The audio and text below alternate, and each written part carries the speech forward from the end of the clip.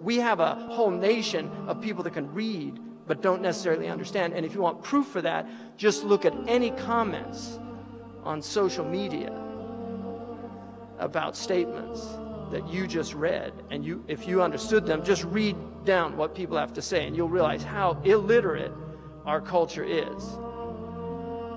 He said that he read history. He read Will Durant's Story of Civilization, a multi-volume history of the world. He read H.G. Wells' Outline of History. He read Herodotus. He read Arnold Toynbee. And there was a brilliant library that he said would have been the envy of colleges and universities that had been donated to the prison. You can see the divine hand in the education of this man.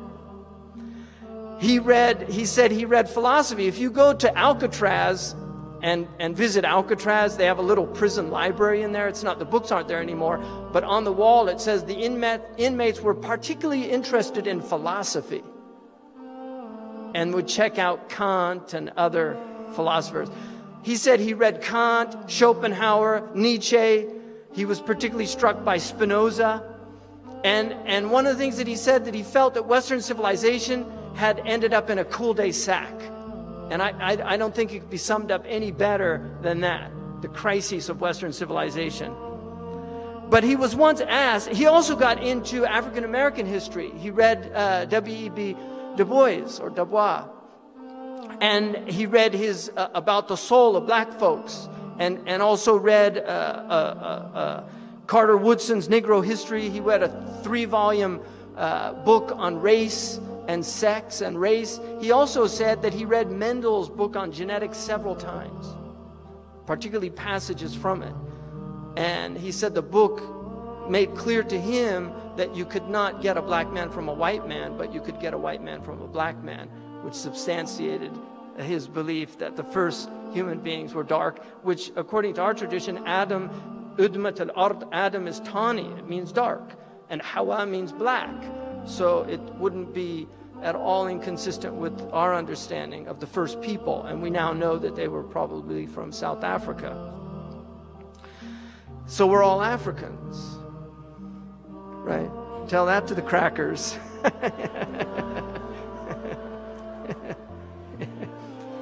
You're a mutation. Melatonin deficiency. Some people say that that's part of the problem with the behavior, is it's just a deficiency. And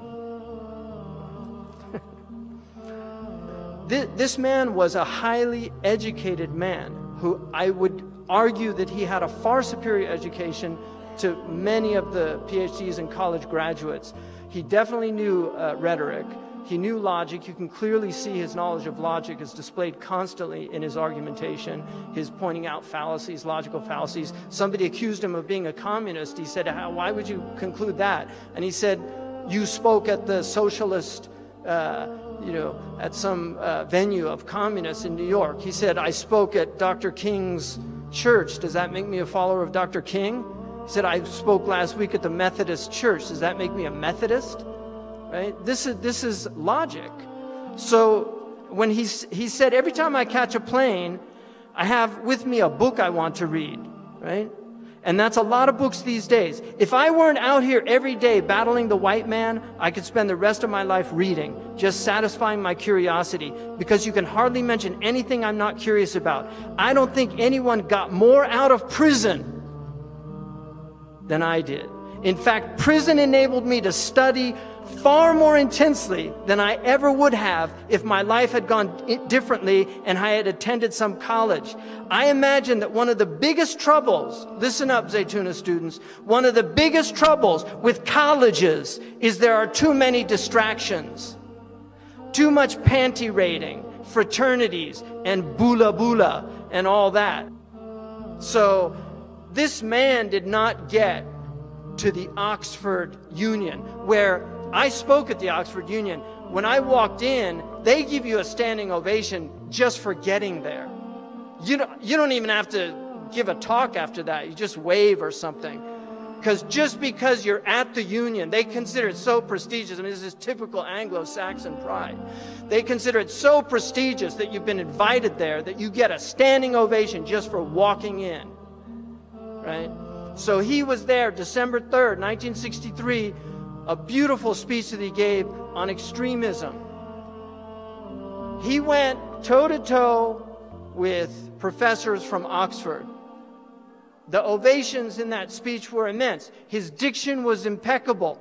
His elocution is beautiful. He did not speak slang. If he spoke slang, it was for rhetorical effect, which is actually a trope in rhetoric, is to use "we was robbed." That's a rhetorical trope that can be used. So Malcolm knew rhetoric, and he used it to great effectiveness.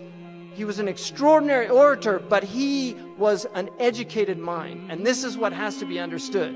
This man struggled with great difficulty to educate himself, and he spent years. He would read till 3 in the morning in prison. He would read with the light of the hall. And every 58 minutes he would go because the guard would come by, and they weren't allowed to be up at that time, and he would pretend to be asleep. The guard would leave and he would go back and start reading again. This was Malcolm. So when you see this man, you have to understand that this is not something that just came down. All of these gifted people, their great gift is discipline. Their great gift is the ability to struggle against themselves and overcome laziness, overcome the temptations to go the easy way. This is what Malcolm was. He was a highly disciplined individual. He was disciplined morally, he was disciplined intellectually, and he was disciplined spiritually. When his brother Reginald was thrown out, he spent the entire night in prayer. So he was a man of prayer. And these are important things to remember. And finally, in conclusion, it would be difficult to... Malcolm died at 39. It's hard to believe that he was so young when his life was taken away. I mean, that's when the prophets begin, at the age of 40. That's when the intellect really begins to mature, and it reaches its real height, during those years. So we don't know what would have happened, and I'm not going to speculate. But one of the last speeches that he gave, and he stopped using black nationalism in that last period because he was struggling with trying to grapple with what the real problem was.